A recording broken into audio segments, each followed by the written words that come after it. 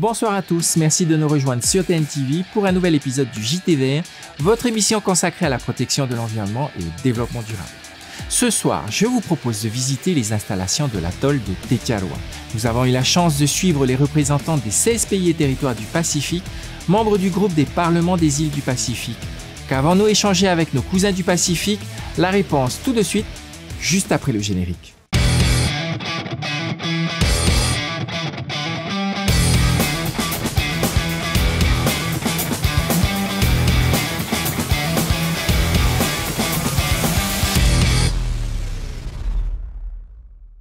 Ko rangi nui e tū iho nei. Rangi Nui is our Sky Father.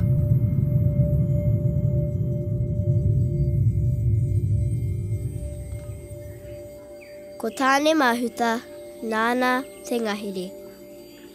Tāne Mahuta is our forest.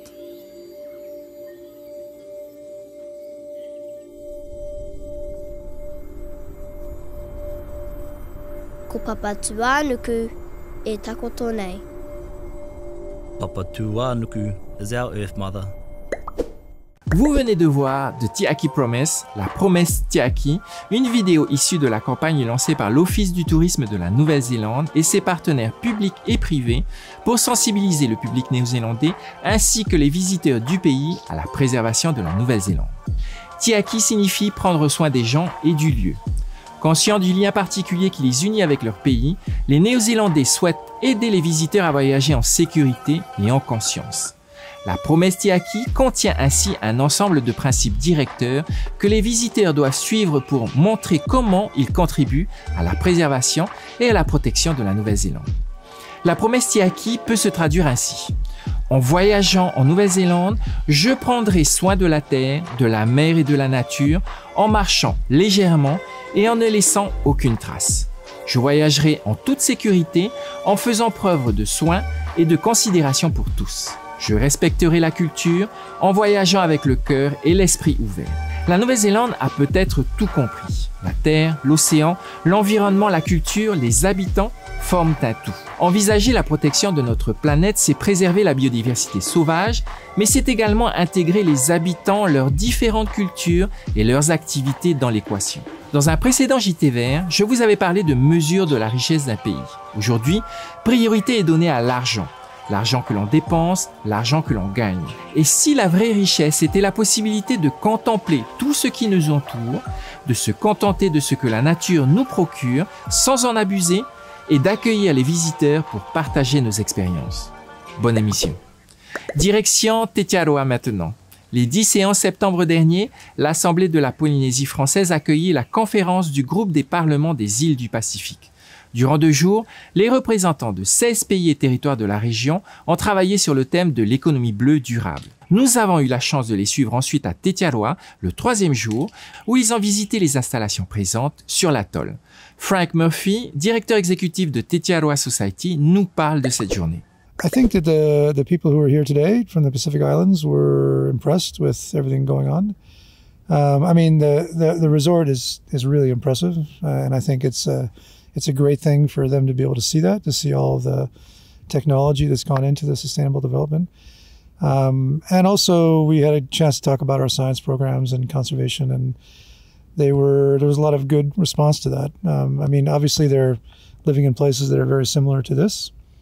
And so it was a really good thing to be able to discuss that with them. We all need to be working, even on small islands, in tiny places, in places that may not seem to be very important globally. We need to be working on issues that are important for everybody, not just for the Pacific, but for the whole world. Hinano Murphy, directrice culturelle de Tetiaroa Society, nous explique ce que cette visite des représentants du Pacifique signifie pour elle. Nous sommes privilégiés de vivre dans une île qui a été d'abord la demeure des Haris, longtemps protégée également, et qui aujourd'hui peut devenir la vitrine, cette vitrine du développement durable. Et si nous pouvons donner cette image, plutôt que de parler abstrait, il vaut mieux la faire vivre et tout faire toucher du doigt pour mieux les sensibiliser. Il n'y a pas meilleur moyen de sensibiliser. La semaine prochaine, nous parlerons de l'exemple de la pêche durable polynésienne présenté à l'occasion de cette conférence.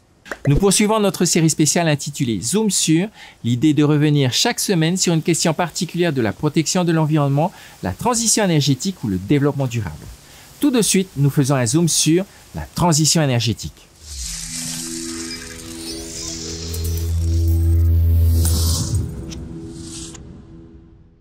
La transition énergétique consiste à utiliser moins d'énergie fossile et plus d'énergie renouvelable. Il faut également changer de mode de consommation et faire plus d'économies d'énergie.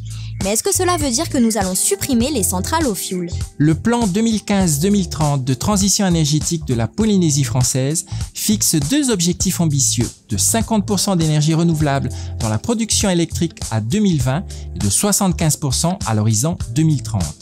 Et pour répondre à ces objectifs, le gouvernement mise sur le développement de l'hydroélectricité dans les îles hautes et le solaire et les centrales hybrides pour les îles basses. En 2016, la part des énergies renouvelables en Polynésie française est de 32,4% et plus de 39% à Tahiti, principalement grâce à l'hydroélectricité. Cela place notre pays très en avance par rapport à la France et à d'autres pays du Pacifique. Toutefois, sans changement de nos modes de consommation et en l'absence de système de stockage de l'énergie, les centrales thermiques devront continuer à apporter le complément nécessaire pour répondre instantanément à la demande des consommateurs. Il est également possible de travailler pour réduire l'impact sur l'environnement de la production d'énergie thermique, par exemple en remplaçant le fioul par du gaz.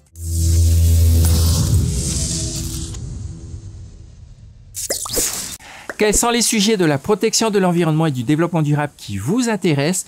Nous sommes allés dans la rue pour vous poser directement la question. C'est la boîte à questions dans le JT Vert.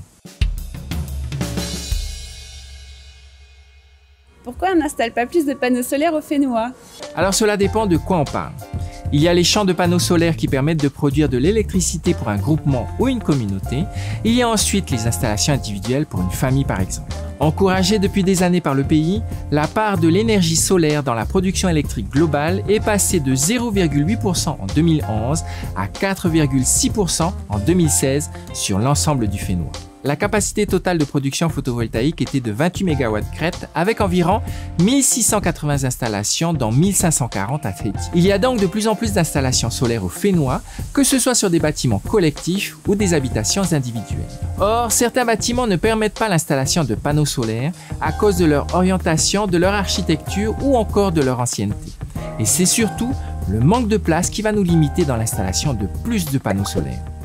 Pour terminer notre JT Vert, je vous propose notre coup de cœur de la semaine. Nous savons que nous perdons la nature, mais que faisons-nous à ce sujet? Little Actions nous montre les petites actions que nous pouvons entreprendre pour sauver notre planète.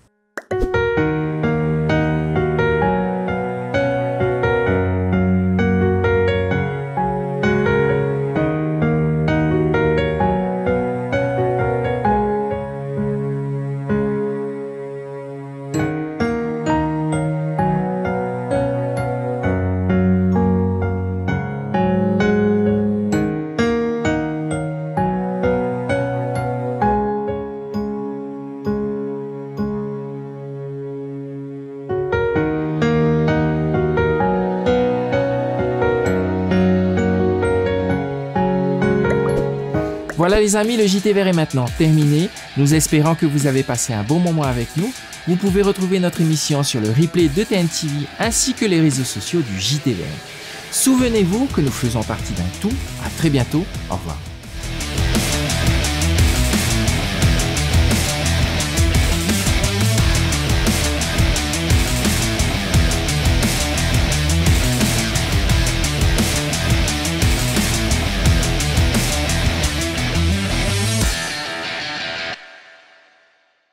Prochainement dans le JT Vert, la pêche durable polynésienne en exemple pour les pays du Pacifique. Dimanche prochain, nous poursuivrons nos rencontres lors de la conférence du groupe des parlements des îles du Pacifique organisée dernièrement à l'Assemblée de la Polynésie française. C'est prochainement dans le JT Vert.